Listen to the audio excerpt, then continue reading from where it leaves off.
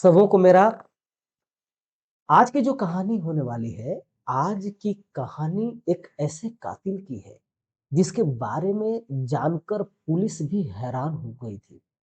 Police के पैर के नीचे से ज़मीन निकल चुका था और आप भी हो जाएँगे हैरान कि क्या ऐसा भी हो सकता है और ऐसा भी कातिल हो सकता है? आप सोचने पे मजबूर हो जाएँगे। इलाके में 3 मर्डर हो चुका होता है, फोरेंसिक टीम परेशान हो जाती है। बड़े से बड़े आला अफ़सर भी परेशान हो जाते हैं, लेकिन कातिल तक पहुँच नहीं पाते हैं। आखिरकार पुलिस कातिल तक पहुँचती है और पहुँचने के बाद कातिल के साथ क्या करती है, कैसा सलूक किया जाता है, सज़ा उसे मिल पाती है या नहीं मिल पाती है, चलिए जानते हैं कहानी के माध्यम से। ये जो कहानी है 2007 की है। बिहार में मुंगेर एक जगह है और मुंगेर में एक जगह है मुसहरी। मुसहरी में लगातार 3 दिनों में 2 साल की बच्ची, 3 साल की बच्ची, 2.5 साल की बच्ची को निर्मम हत्या कर दिया जाता है। पत्थर से उसके मुंडी को कुचल दिया जाता है।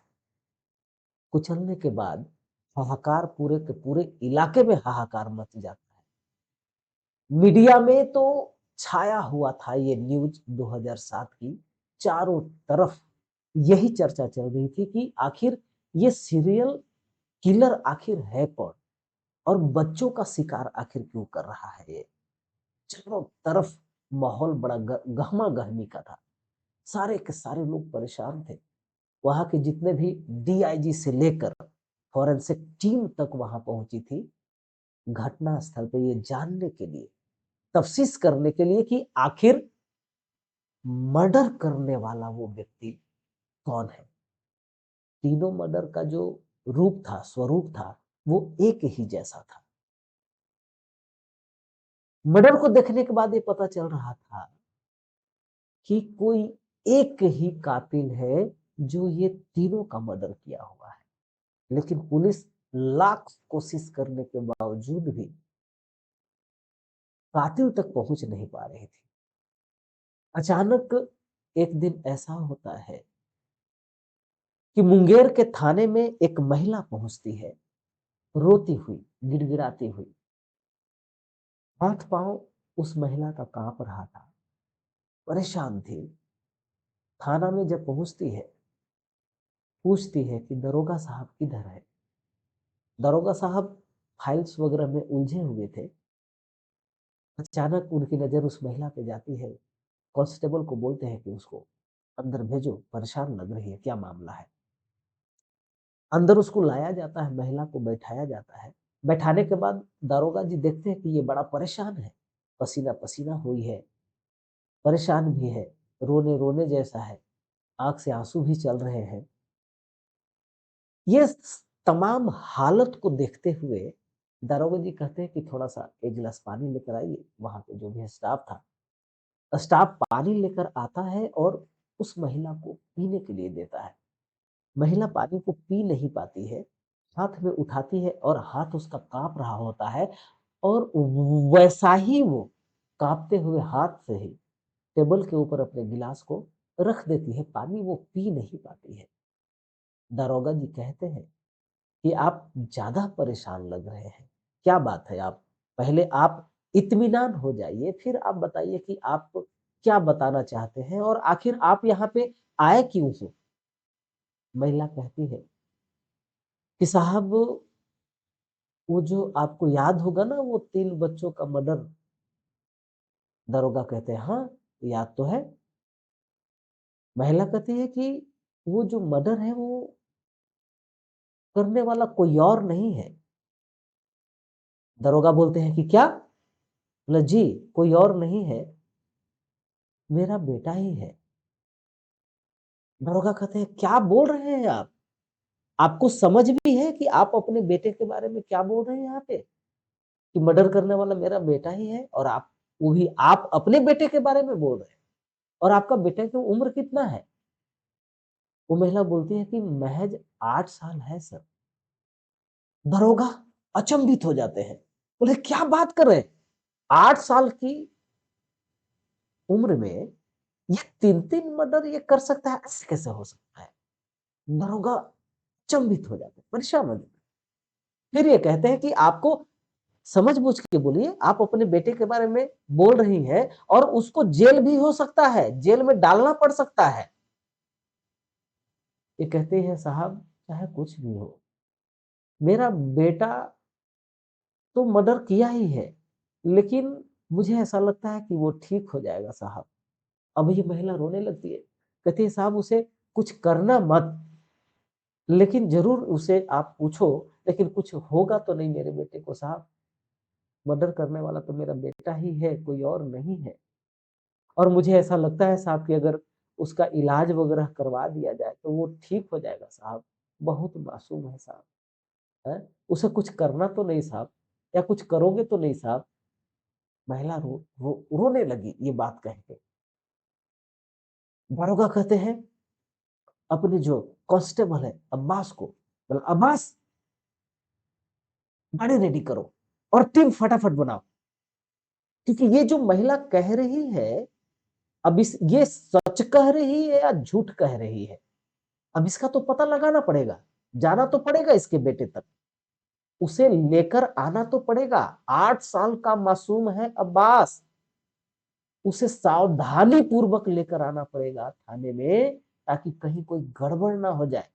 ऐसा ना हो कि उसके दिमाग में कोई असर हो जाए, कहीं ऐसा ना हो कि हम लोगों से कोई गलती हो। फटाफट फटाफट गाड़ी तैयार करो, टीम तैयार करो, चलना है, उसे लेकर आना है। जब ये दारोगा अब्बास को गाड़ी रेडी करने के लिए कहते हैं, अब महिला जोर जोर से रोना शुरू कर देती है, कांपना शुरू कर देती है। अपने बेटे के बारे में बता तो दी, लेकिन अब जाना है बेटे को लेकर आने थाने के लिए। अब ये माँ बर्दाश्त कैसे करेगी?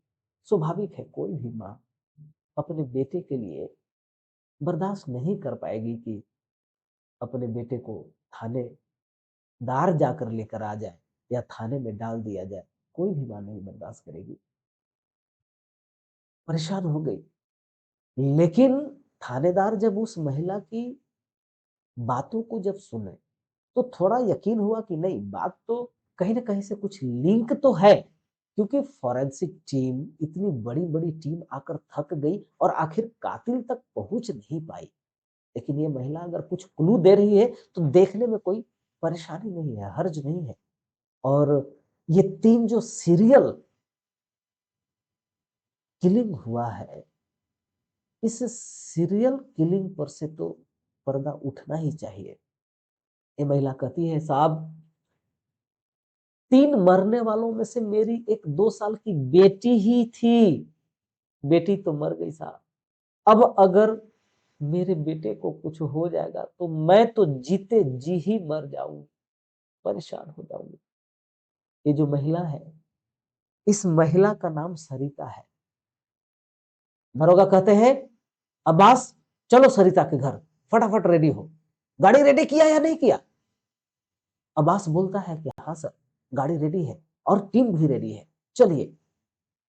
दरोगा वहां से निकलते हैं, महिला भी उठती है, और जब महिला उठती है और चलने के लिए जैसे ही शुरू होती है, महिला का साड़ी उस टेबल से फंस जाता है और हड़बड़ी में कांपते हुए उठती है आगे की तरफ, वैसे ही टेबल भी खिसक जाता है और वो गिर जाती है। दरोगा दौड़कर पीछे मुड़ते हैं, कहते हैं कि अरे रे रे, आपको कहीं चोट तो नहीं आया? जैसे तैसे ये सरिता संभलती है और रोते हुए गाड़ी की तरफ बढ़ती है। पूरी टीम गाड़ी में बैठ जाती है, सरिता भी बैठती है और पूरी टीम सरिता के घर पहुंचती है। जब पूरी टीम सरिता के घर पहुंचती है और सरिता अपने बेटे 8 साल के बेटे के बारे में जो अभी-अभी थाने में कही थी, दरोगा और पूरी टीम जब उस 8 साल के मासूम को देखते हैं, तो दंग रह जाते हैं। इतना मासूम, इतना प्यारा, भोला-सा, इतना प्यारा, इतना भोला, इतना मासूम और निर्मम हत्या वो भी 3-3 बच्चियों का कैसे कर सकता है? शक होने लगता है दरोगा को सरिता पर कि सरिता कहीं झूठ तो नहीं बोल रही है, या सरिता का दिमागी हालत ठीक तो है या नहीं ठीक है। ऐसा ना हो कि इसके बच्चे को लेकर जाने से पहले सरिता का ही दिमाग का पता करना पड़ेगा कि ये तो कहीं गड़बड़ नहीं है, और अपने बेटे के बारे में बता रही, इतना मासूम, इतना प्यारा सा हंसता हुआ चेहरा, ऐसे कैसे मर्डर कर सकता है। फिर से एक बार कंफर्म करते हैं सरिता से कि सरिता एक बात बताओ, इतना मासूम बच्चा मर्डर कर सकता है। सरिता हाँ में मुंडी हिलाती है और कहती है कि जी, मर्डर इसी ने किया है। ठीक है, सरिता को और उस बच्चे को प्यार से दारोगा बोलते हैं कि बेटा एक काम करें, हम लोग चले घूम कर आए। वो जो बच्चा है, उस बच्चे से ये भी पूछते हैं दारोगा कि बेटा आपका नाम क्या है। तो वो बताता है कि सर मैं बताऊं मेरा नाम। दारोगा कहते हैं कि हाँ बेटा बताइए आपका नाम। मेरा नाम अमरजीत है, बोलता है।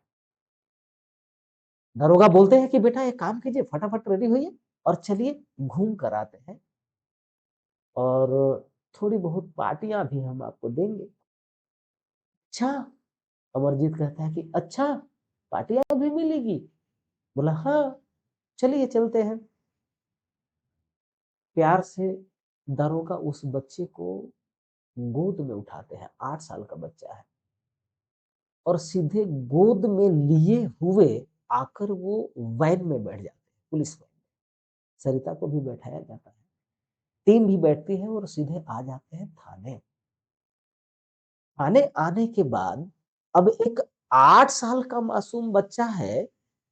अब समस्या है कि उसे न तो मारा जा सकता है, न थर्ड डिग्री अपनाया जा सकता है, न उसे टॉर्चर किया जा सकता है। आखिर पुलिस सच्चाई का पता कैसे लगाए,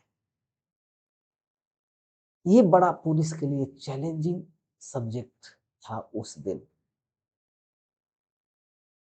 2007 दिन शुक्रवार, थाने में अमरजीत बैठा है प्यार से। दारोगा भी वहां पे प्यार से बैठे हैं, नॉर्मल टोटल माहौल थाने का नॉर्मल किया गया है, फ्रेंडली माहौल करवाते हैं दारोगा साहब।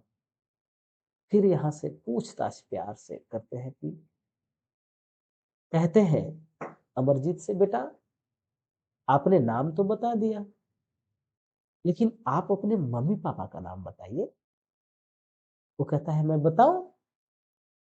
दारोगा कहते हैं हाँ बताइए। अमरजीत बोलता है कि मेरी माँ का नाम सरिता है और पिता का नाम अशोक है। चलिए अच्छी बात है। दारोगा पूछते हैं बेटा आप रहते कहाँ हो। अमरजीत कहता है कि मैं मुशहरी में रहता हूँ। ये भी याद था उसे, मुशहरी एक गांव है मुंगेर में। चलिए अच्छी बात है बेटा। बेटा एक बात आपसे पूछनी थी, दारोगा कहते हैं। बेटा एक बात आपसे पूछनी थी। अमरजीत कहता है पूछिए। बेटा उस दिन जो एक बगल में वो लड़की मरी थी, उसको किसने मारा था आप जानते हैं। अमरजीत कहता है कि नहीं मुझे नहीं पता। अच्छा बेटा चलो वो तो नहीं पता, एक और लड़की मरी थी, उसको किसने मारा। फिर अमरजीत कहता है कि मुझे नहीं पता, मुझे घर जाना है। दारोगा कहते हैं ठीक है घर चले जाना, हम लोग सब चलेंगे आपके घर, और वहां हम जब आपके घर चलेंगे तो क्या आप पार्टी देंगे वहां। वो बोलता है हाँ। फिर दारोगा पूछते हैं बेटा आपका जो घर में भी आपकी एक बहन थी ना, 2 साल की। अमरजीत कहता है हाँ। बोलता उसको किसने मारा। फिर अमरजीत बोलता है कि मुझे नहीं पता, मुझे बिस्किट खाना है। मुर्गा कहते हैं कि अब्बास अमरजीत के लिए बिस्किट लेकर आइए। अब्बास दौड़ कर जाता है और बिस्किट लेकर आता है। लाकर अब्बास कहता है हाँ सर, श्रीमान ये बिस्किट आ गया। दारोगा हाथ में बिस्किट लेते हैं और अमरजीत के हाथ में बिस्किट थमा देते हैं, दे देते हैं। दारोगा कहते हैं बेटा आप इसे खाइए। अमरजीत बिस्किट के पैकेट को खोलता है। एक बिस्किट वो अपने हाथ में लेता है और मुंह में काटता है उसे, एक बाइट काटता है और उसे चबाता है। चबाने के बाद ये कहता है कि बिस्किट खाने में मुझे बहुत मजा आता है और जानते हैं अंकल मुझे मारने में भी बहुत मजा आता है। दारोगा कहते हैं क्या बोला, क्या मारने में तुम्हें मजा आता है? फिर से जरा रिपीट करो बेटा। अंकल जैसे मुझे बिस्किट खाने में मजा आता है ना, वैसे मुझे मारने में भी बहुत मजा आता है। अच्छा, मारने में भी मजा आता है? दरोगा कहते हैं कि मुझे भी मारने में बहुत मजा आता है। आपको पता है जब चोर यहाँ आते हैं तो मैं मारता हूँ ना? हाँ हाँ हाँ हाँ, अमरजीत कहता है हाँ। दरोगा कहते हैं बेटा एक बात बताइए, आपने किसे मारा था? तब तक तो 2 बिस्किट अमरजीत खा चुका होता है। कहता है अंकल मुझे चॉकलेट भी चाहिए। दारोगा अब्बास को जोर से आवाज देते हैं, अब्बास जाकर चॉकलेट भी लेकर आओ। अब्बास आता है दौड़कर, कहता है कि जी चॉकलेट लेकर आता हूं।